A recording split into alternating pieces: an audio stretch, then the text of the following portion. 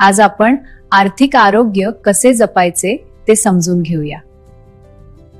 आज आपण आर्थिक आरोग्य व डनिंग क्रुगर इफेक्ट समजून घेऊया. नमस्ते. आर्थिक साक्षरतेच्या दुसऱ्या व्हिडिओमध्ये आपल्या सर्वांचं हार्दिक स्वागत आहे.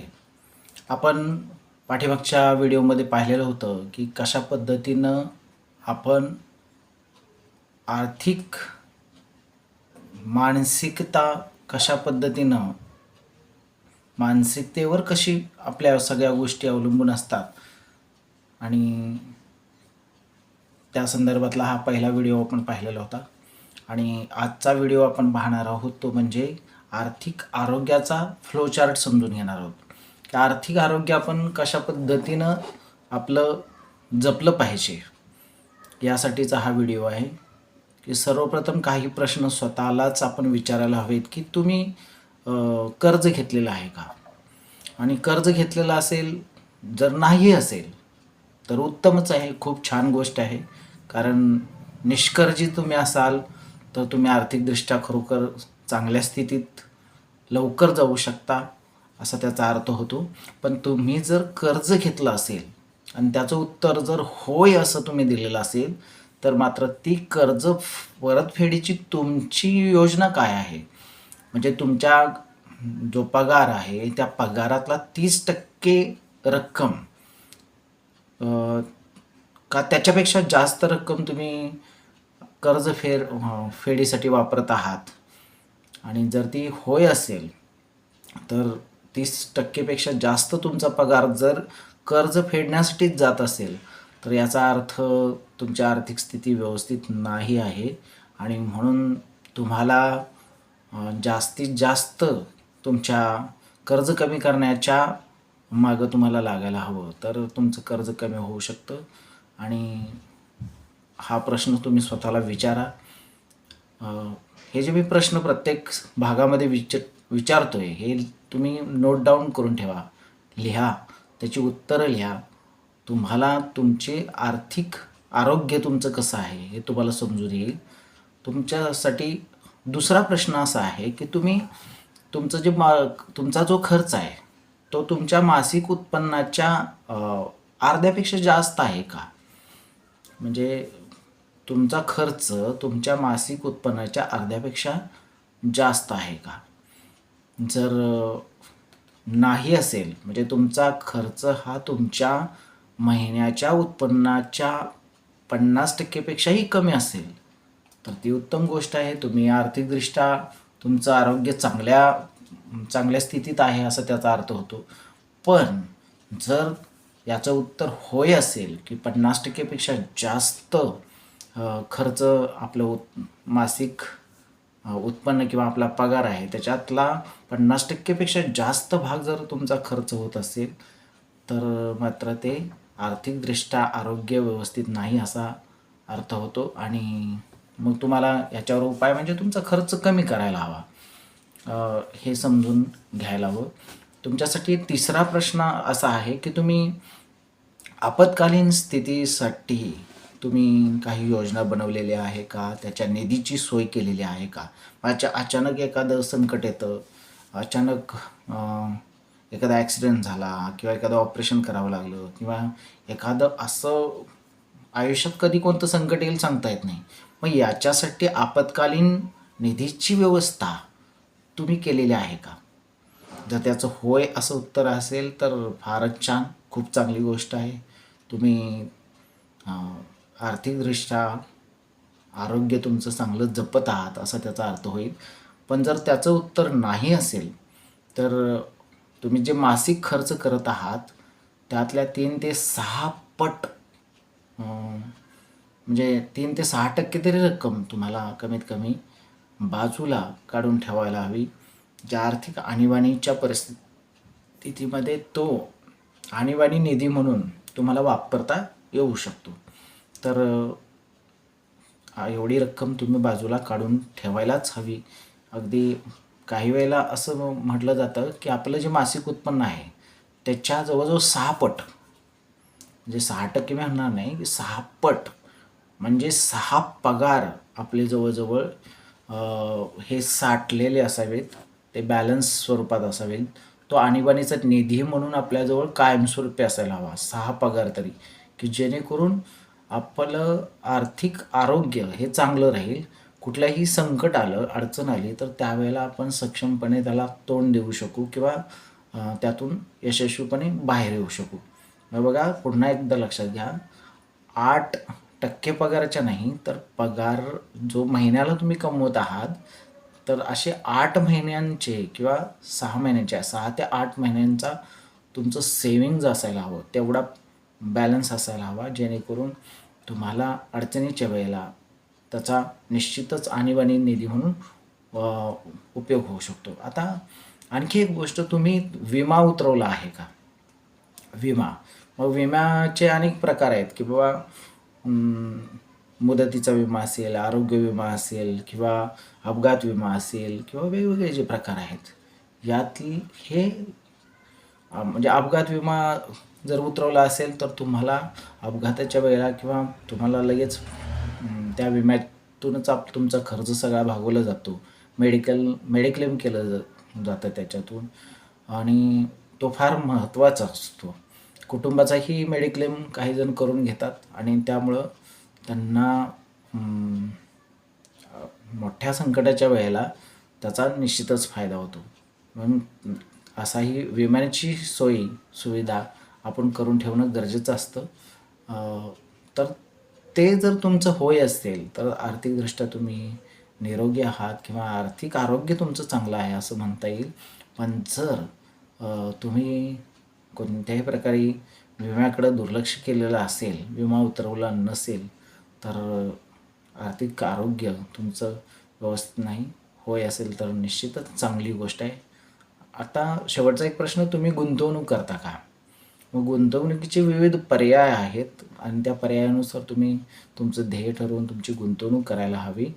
आणि जर गुंतवणूक करत असाल, मग म्युच्युअल फंडात असेल किंवा शेअर मार्केटमध्ये असेल किंवा वेगवेगळ्या पद्धतीनं सोन्यामध्ये असेल, जागेमध्ये असेल, तुम्ही गुंतवणूक करत आहात का? ही फार महत्त्वाचा प्रश्न आहे. आणि जर त्याचं उत्तर जर तुम्ही हो, मी गुंतवणूक करतो आहे, तर ते कौतुकास्पद बाब आहे. आर्थिकदृष्ट्या आरोग्यदायी होण्यासाठी ही फार महत्त्वाची गोष्ट आहे. आता काही भ्रम असतात, म्हणजे आत्मविश्वासाचा भ्रम म्हणून एक भ्रम आहे, की काही जणांना अति आत्मविश्वास असतो आणि त्यामुळे त्यांचं आर्थिक जीवन हे डबघाईला येतं. जसं 19 एप्रिल 1995 रोजीला एक अमेरिकेतला धट्टाकट्टा मनुष्य पीटर्सबर्ग नावाच्या बँकेमध्ये दरोडा घालतो. आपल्या हातातल्या बंदुकीच्या जोरावर 2 बँका तो लुटलेल्या असतात त्यानं. आणि नेहमीच्या दरोडेखोराप्रमाणे तो कुठलाही बुरखा घालून येत नाही, काही नाही, आणि मास्क न लावता अगदी कॅमेऱ्यासमोर अगदी वेगवेगळे हातवारे करून ॲक्शन करून दाखवून तो कॅमेऱ्यासमोरून जातो. लगेच त्याला लगेच पकडलं जातं. ह्याच्या आधीच्या दरोड्यामध्ये तो कधीच कोणाला सापडलेला नसतो, पण ह्याच्यामध्ये तो सापडतो. आणि त्यावेळेला ती बातमी खूप गाजते, किती मूर्ख आहे हा. कारण त्याला जेव्हा प्रश्न विचारला, तू असं का केलंस की कॅमेऱ्यासमोर तू हात दाखवलंस, तोंड दाखवलंस वगैरे वगैरे, तर तो म्हणला, मी लिंबाचा रस चेहऱ्याला लावलेला होता. आपण लिंबाच्या रसानं लिहिल्यानंतर कागदावरचं काही दिसत नाही ना, ते गायब होतं, वाचता येत नाही. आपण ते ज्या वेळेला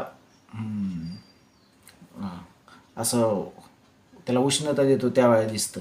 मग मलाही असं म्हटलं की मी लिंबाचा रस लावून तोंडाला आलो तर मी दिसणार नाही.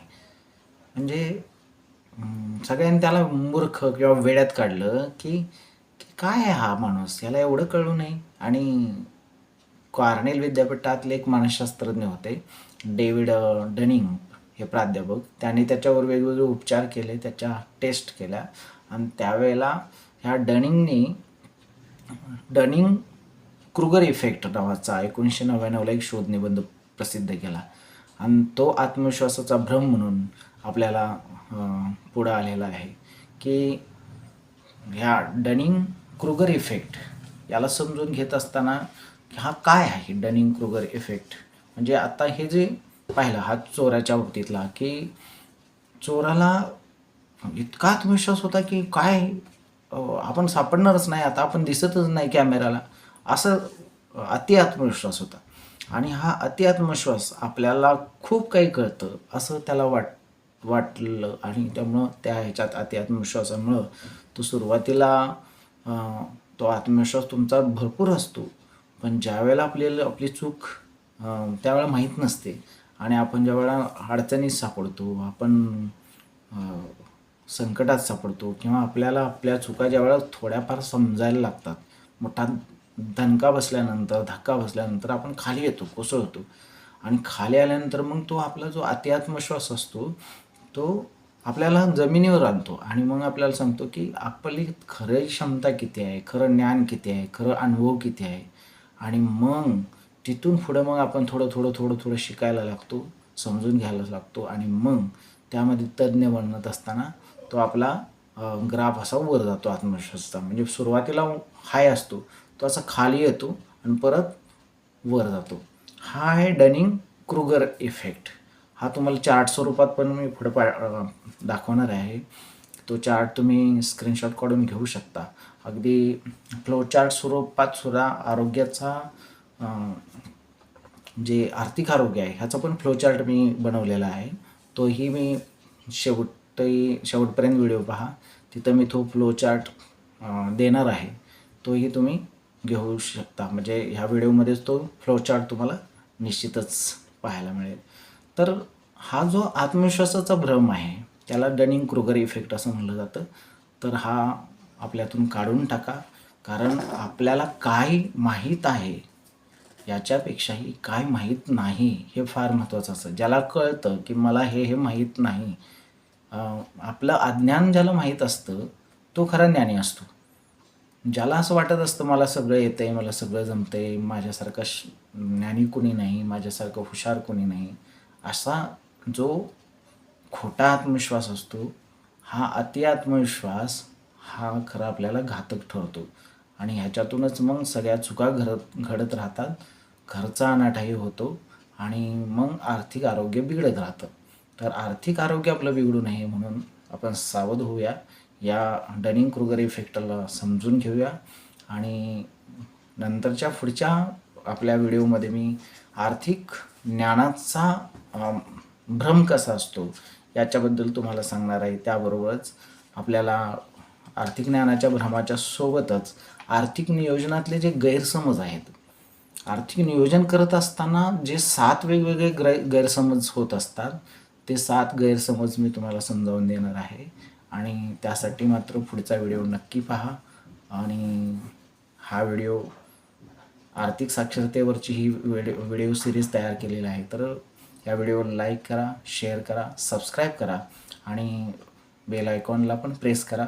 कमेंट्स करा की तुम्हाला कसे वाटत आहेत व्हिडिओ किंवा आणखी काय यात ॲड करायला हवं हेही सांगा, जेणेकरून व्हिडिओ चांगले बनवता येतील मला. आणि पुढच्या व्हिडिओलाही पहा. हा व्हिडिओ कुणी स्किप करून पाहू नका, पूर्ण व्हिडिओ पहा. म्हणजे तुम्हाला दोन्ही गोष्टी पाहायला आर्थिक आरोग्याचा फ्लो चार्टही समजेल आणि डनिंग क्रुगर इफेक्ट हे दोन्ही गोष्टी समजतील. आणि चला आजच्यासाठी एवढंच. Bye bye.